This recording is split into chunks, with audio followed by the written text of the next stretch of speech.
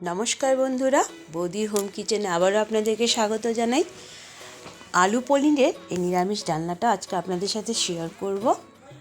এই দেখুন, আমি এখানে নিয়েছি বেশ কয়েকটা পনির, বেশ বড় বড় সাইজের। আর একটা মশলার পেস্ট বানিয়ে নিয়েছি, সেটা হচ্ছে পোস্ত আর কাজু বাদাম বাটা। আপনারা চাইলে কাজু বাদামের জায়গায় চারমগজও ইউজ করতে পারেন। আমি কড়াইটা বসিয়ে দিলাম এবং কড়াইয়ে বেশ অনেকটা তেল দিয়ে দিচ্ছি।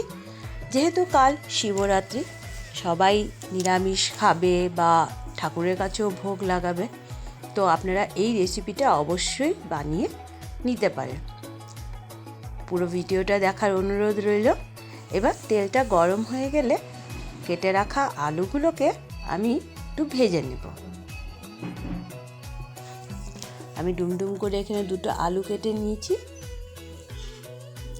আলুগুলোতে একটু হলুদ দিয়ে দিচ্ছি আর সামান্য একটুখানি লবণ দিয়ে আলুগুলোকে খুব ভালো করে ভেজে নেব। তো বন্ধুরা, আপনারা যারা যারা আমাদের চ্যানেলটিকে দেখছেন অবশ্যই লাইক করুন, শেয়ার করুন আপনাদের বন্ধুবান্ধবদের সাথে, এবং সাবস্ক্রাইব করলে অবশ্যই বেল আইকনটি প্রেস করতে ভুলবেন না।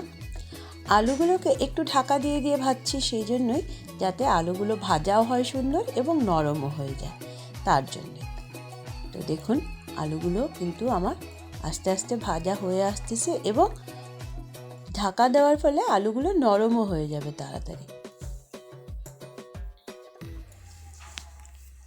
তো আপনাদের কাছে অনুরোধ, আমাদের যে শর্ট ভিডিওগুলো চলে অবশ্যই সেগুলোও দেখবেন।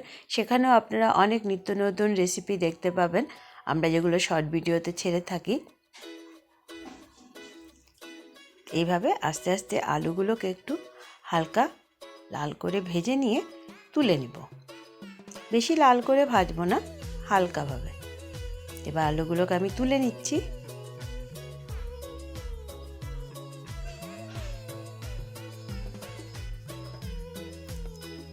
দেখুন, আলুগুলো আমি তেলের থেকে সব তুলে নিলাম।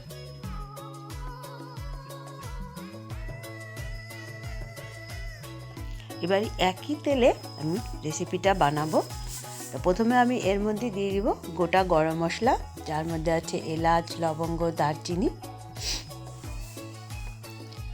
আমি ফোড়নে দিয়ে দিব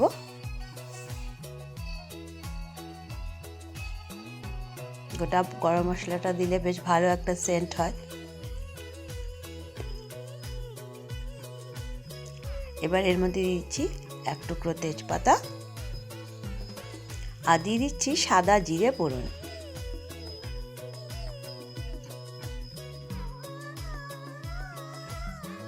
এবার আমি এর মধ্যে দিয়ে দেব টমেটো কুচি। আমি এখানে একটা মিডিয়াম সাইজের টমেটোকে কুচি কুচি করে কেটে নিয়েছি। সেই টমেটো কুচিটা আমি এর মধ্যে দিয়ে দিচ্ছি।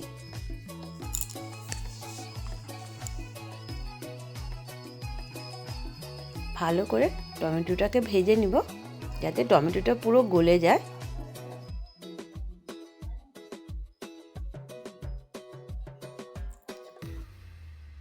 এই দেখুন, আপনারা চাইলে এখানে সামান্য একটু লবণ দিয়ে দিতে পারেন, তাহলে টমেটোটা খুব তাড়াতাড়ি গলে যাবে তেলের সাথে।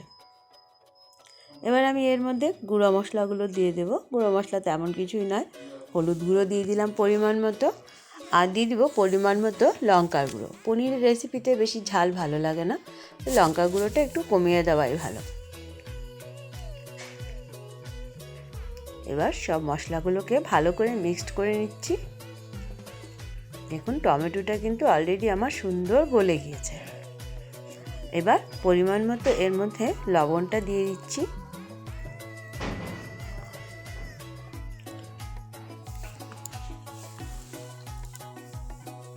দিয়ে ভালো করে আবারও সব ভেজে নিব। সামান্য একটু জল দিয়ে দিব, যাতে মশলাটা পুড়ে না যায় এবং ভালো ভাজা হয়।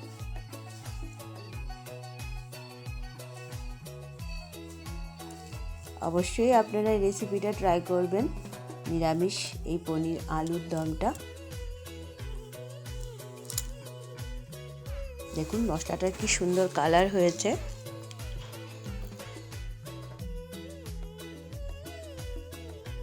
খুব সুন্দর কিন্তু কালারটা হয়েছে মশলার। এবার আমি পনিরগুলো এর মধ্যে দিয়ে দেব। এর আগে আমি দিয়ে দিচ্ছি এর মধ্যে যে আমি পোস্ত আর কাজু বাদাম বাটাটা ইউজ করেছিলাম সেইটা। আমি আবারও বলেছি যে আপনারা কাজু বাদামের বদলে চারমগজও ইউজ করতে পারেন পোস্তর সাথে। এবার এই মশলাটাকে খুব ভালো করে ভেজে নিচ্ছি।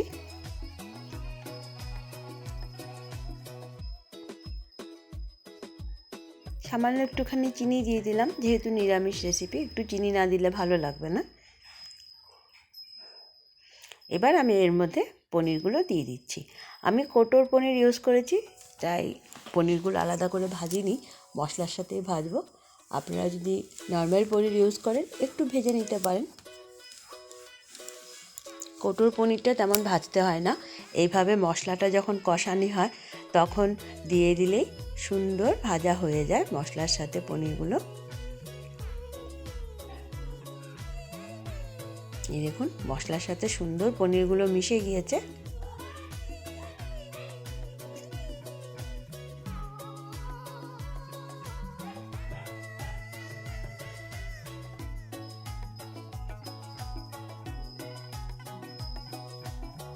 পুরো মশলাটা পনিরের সাথে মিশে সুন্দর ভাজা ভাজা হয়ে গেছে।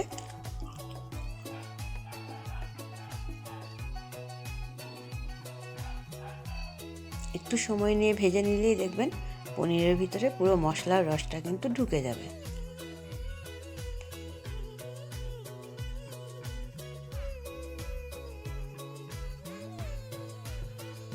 মশলাটা আমার ভাজা হয়ে গিয়েছে। এবার আমি এর মধ্যে আস্তে আস্তে জল দিয়ে দেব।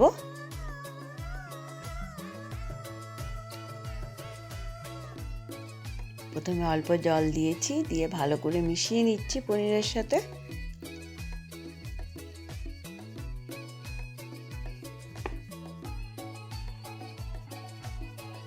এবার আরেকটু জল দিয়ে দিলাম, কেননা এর মধ্যে আলুটাও দেবো, যাতে ভালো সেদ্ধ হয় তার জন্য।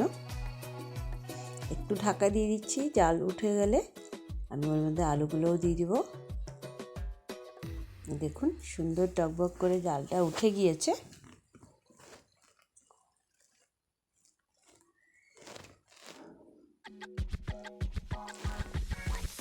এবার আমি ভেজে রাখা আলুগুলো এর মধ্যে দিয়ে দিচ্ছি,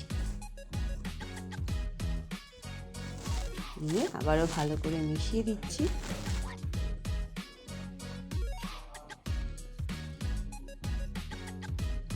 এবার ভালো করে ফুটিয়ে নিয়ে রেডি হয়ে যাবে আমার নিরামিষ আলু পনিরের এই ডালনা রেসিপিটা।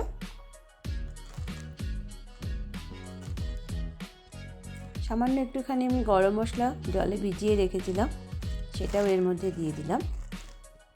এবার একটু ঢাকা দিয়ে দেব।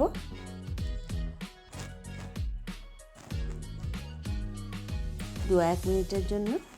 2-1 মিনিট পর ঢাকাটা খুলে নিচ্ছি। আমার রেসিপি অলমোস্ট রেডি হয়ে গেছে। আলুগুলো দেখুন সুন্দর সেদ্ধ হয়ে গিয়েছে। এর থেকে বেশি আর ঝোলটাকে আমি শুকাবো না, আমি এই পজিশনে গ্যাসটাকে বন্ধ করে দেব। এবার একটু ঠান্ডা করে নামিয়ে নিচ্ছি। আমার আলু পনিরের এই রেসিপিটা একদম রেডি। দেখুন আমি গ্যাস বন্ধ করে দিয়েছি এবং কি সুন্দর একটা কালারও হয়ে গিয়েছে।